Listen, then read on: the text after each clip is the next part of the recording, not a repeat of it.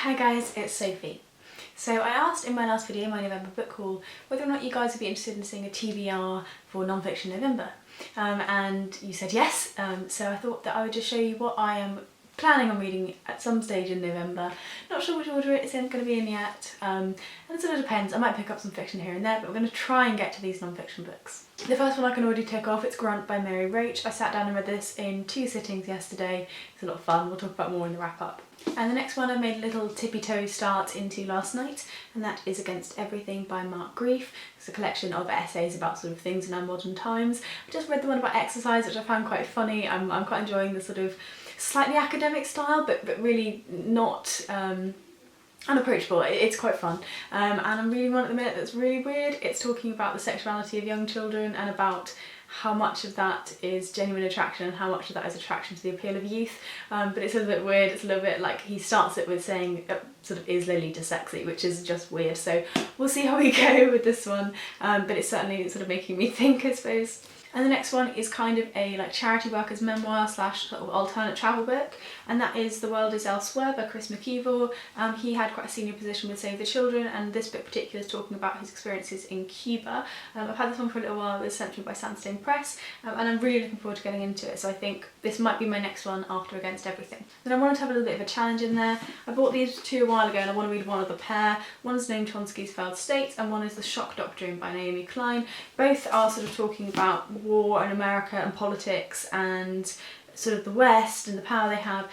Both are dense, both are, I mean, The Shock Doctrine, look at the size of this text. Can you see that? It's so small. And I mean, the Noam Chomsky is pretty much the same. So we'll see what I think, but I want to try and get to one of these, and I don't want to let their density and their font size put me off, because that's such a silly reason not to learn something. The next one I also showed in my November non-fiction haul, and that one is Patient HM by Dittritch. This one just looks like it's going to be a lot of fun. It's fairly big. It is, how many pages have we got in here? About 400 odd?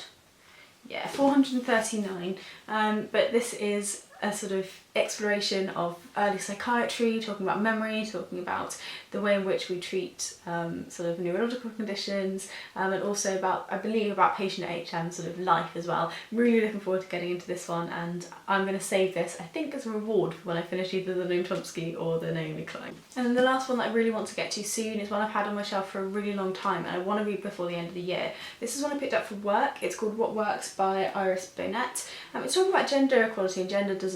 So I work with employees, and this book particularly is looking at gender equality and the ways in which employers affect gender equality. I think it should be really good fun, and I've started reading it.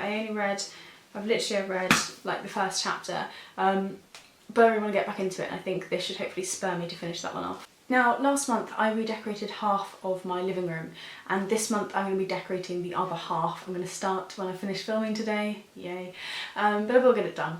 But because of that, I'm trying to listen to a few audiobooks as well this month, so I'm going to focus on the more non-fiction side of them this year. I'm definitely going to try and finish off Between the World and Me by Ta-Nehisi. I've had that one on there for ages and I haven't been able to give it the sort of mental energy it deserves when I've been listening to it, but I think I'm going to be like redecorating, like painting and stuff, so it should just be manual and I should be able to just listen to stuff and actually take it in, so I'm hoping to finish that one off. I do have Yes Please by Amy Poehler on there, anyway, her on there, but I've not really been getting on with it too much. We'll see, it might be a good time just to finish it off, just to have it done. I don't really like having half listened to or half read things, but yeah, I would welcome any really good non-fiction audiobook selections this month to try and get me through the period at which I'm going to be doing really boring, really manual work and able to think about pretty much anything I want. So if you've had an experience with an audiobook lately and you just thought that they were great and the narration's great and it was really intriguing, do let me know. The other option is I might pick up a few more John Ronson audiobooks because they're so light, but just fun just to listen to and go, oh wow, that's interesting, and then completely pass it by. But yeah, so hopefully you guys are looking forward to Non-Fiction November. I mean, we're already here, we're the 5th now, so hopefully we've already started, and that you have lots of non-fiction sort of lined up. As I say, give me your recommendations for audiobook non-fiction down below, that'd be much appreciated, and I'll see you guys soon in my next video. Bye bye.